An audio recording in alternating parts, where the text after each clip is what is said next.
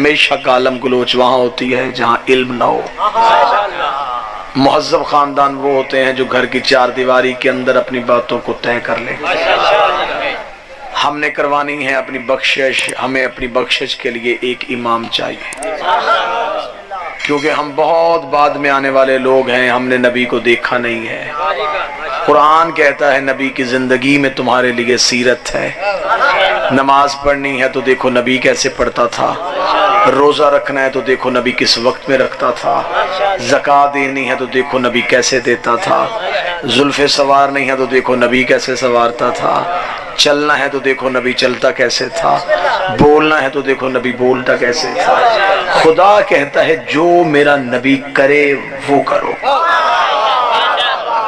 اب ہمیں کیسے پتا چلے کہ نبی کیا کرتے تھے؟ ہم تو بہت بعد میں آئے، لہٰذا ہمیں اب نبی تک پہنچنے کے لیے امام چاہیے۔ امام ہمیں نبی کی زندگی بتائے گا، ایسا ہی ہے۔ اب میں نہیں کسی کے امام پہ کوئی ہٹ نہیں کروں گا، میں حق کا امام پڑھتا چلا جاؤں گا، بالکل نکھیر ہوتا چلا جائے گا کہ سچ کدھر ہے اور جھوٹ کدھر ہے۔ ہمیں چاہیے نبی کی سیرت۔ اب نبی کی زندگی میں 3 طرح کے طبقات تھے جو ہمیں نبی کی زندگی بتا سکتے۔ ایک اہل بیت کرام، دوسری ازواج مطہرات، تیسرے صحابہ کرام رضوان اللہ علیہ مجمعین۔ ایسا ہی ہے جی، یہ 3 طرح کے لوگ ہیں جو ہمیں نبی کی مکمل زندگی بتا سکتے ہیں۔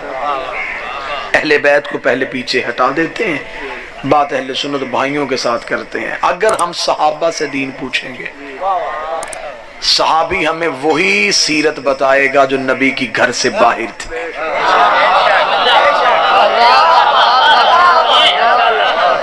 کیونکہ صحابی گھر کے اندر داخل نہیں ہو سکتا، رسول نے نہیں روکا، اللہ نے روکا، خبردار میرے نبی کے گھروں میں داخل نہ ہونا۔ اگر جانا پڑ بھی جائے تو اس کے گھر کے برتنوں کو بھی آنکھ اٹھا کے لگا۔ اس کا مطلب ہے کہ صحابی ہمیں وہی سیرت بتائے گا جو گھر کے باہر ہے، جو گھر کے اندر ہے وہ کون بتائے گا؟ اس کا مطلب صحابی ہمیں ادھوری سیرت بتا سکتے ہیں، مکمل نہیں بتا سکتے۔ اور ویسے بھی مجلس صبح سے شروع ہے، میں اب آیا، جو بندے میری ہی تقریر کے وقت مجلس میں آئے انہیں نہیں پتا کہ مجھ سے پہلے پڑھنے والے نے کیا پڑھا۔ بالکل کوئی مشکل بات نہیں میں کرا، بڑی آسان۔ اس کا مطلب ہے کہ انہوں نے صرف مجھے سنا، وہ میری تقریر سنا سکتے، مجھ سے پہلے کس نے کیا پڑھا وہ کیا پڑھا۔ اگر ہم صحابہ سے نبی کی مکمل سیرت لیں تو کیسے لیں؟ کوئی 40 سال کے بعد مسلمان ہوا،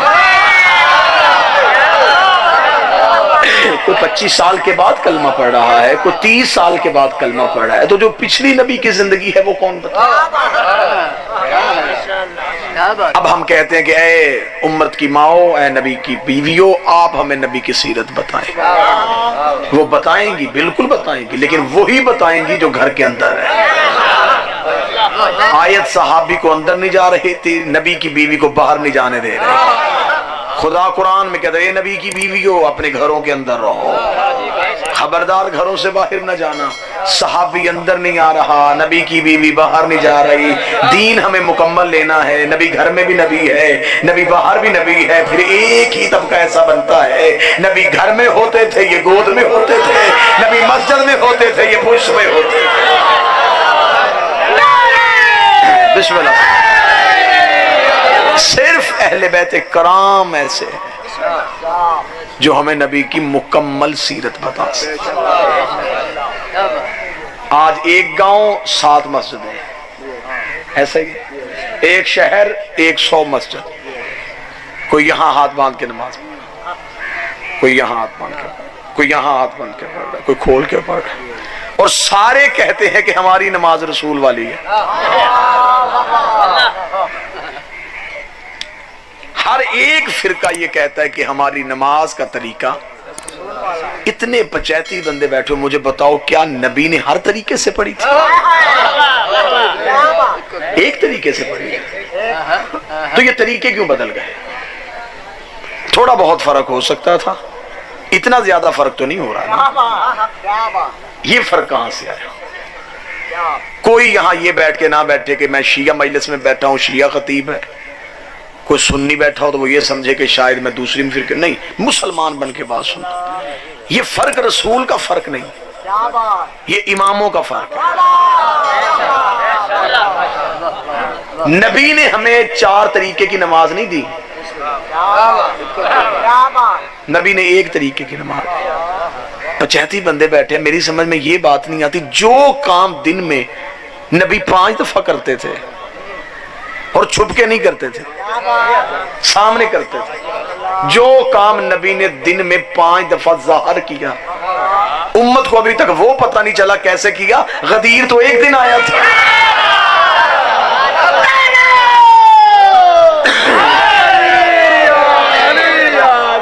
روزانہ کرتے تھے، مسلسل کرتے تھے، روزانہ کرتے تھے، اور ابھی تک مسلمان یہ طے نہیں کر سکے کیسے کرتے تھے۔ اب یہ فرق نبی نے نہیں ڈالا، نبی اور ہمارے درمیان امام آئے۔ ایک امام نے کہا یہاں ہاتھ رکھتے تھے، اس نے اپنے امام کی مانی ہے، اس نے یہاں رکھ دیے۔ اب جو مرضی کر دو، اسے قتل کر دو، اسے مار دو، وہ ہٹنے کے لیے تیار نہیں۔ وہ کہہ رہا میرے امام نے کہا ہے۔ ہم شیعہ ہاتھ کھول کے پڑھتے ہیں، ہماری گردنیں کاٹ دو، ہم ہاتھ نہیں باندھیں گے، ہم کہیں گے ہمارے امام نے کہا۔ نبی ایک تھا، امام ہمارے علیحدہ علیحدہ ہو گئے۔ ہم نے اپنے اپنے اماموں کے کہنے پہ عبادت کا طریقہ اختیار کر لیا۔ ایک دوسرے کی ہم گردنیں کاٹ رہے، ایک دوسرے کو کافر کہہ رہے، تیری نماز غلط میری نماز ٹھیک، تیرا روزہ غلط میرا روزہ ٹھیک، تیرا وضو غلط میرا وضو ٹھیک۔ یہ بحث بعد میں کرنا کہ نماز کس کی ٹھیک ہے، پہلے یہ پتا کرے امام کس کا جس کے امام نے نبی دیکھا ہو۔ ان میں سے وہ امام تلاش کر لیتے ہیں جنہوں نے رسول دیکھا ہے۔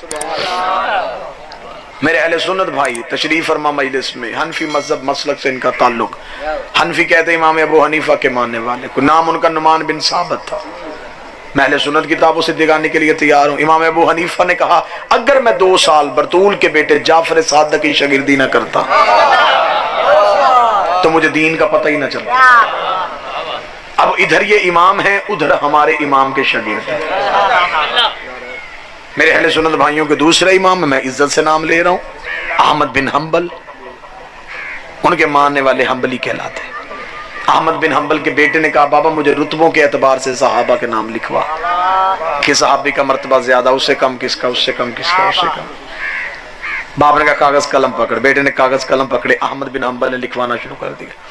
3 خلفاء کے نام لکھوا کے علی کا نام چھوڑ دیا، 10 نام اور صحابہ کے لکھوا دے، 13 نام ہوئے۔ بیٹے نے کاغذ قلم زمین پہ پھینک کے ہاتھ باندھ کے بابا اتنی دشمنی علی سے، 13 نام ہو گئے ابھی تک علی کا نام کیوں نہیں آیا؟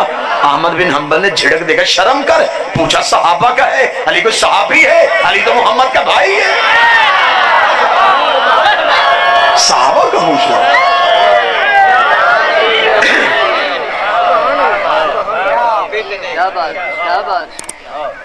اب اگر آپ نے ان آئمہ سے، تو وہ امام تو خود ہمارے اماموں سے روشنی لے رہے ہیں۔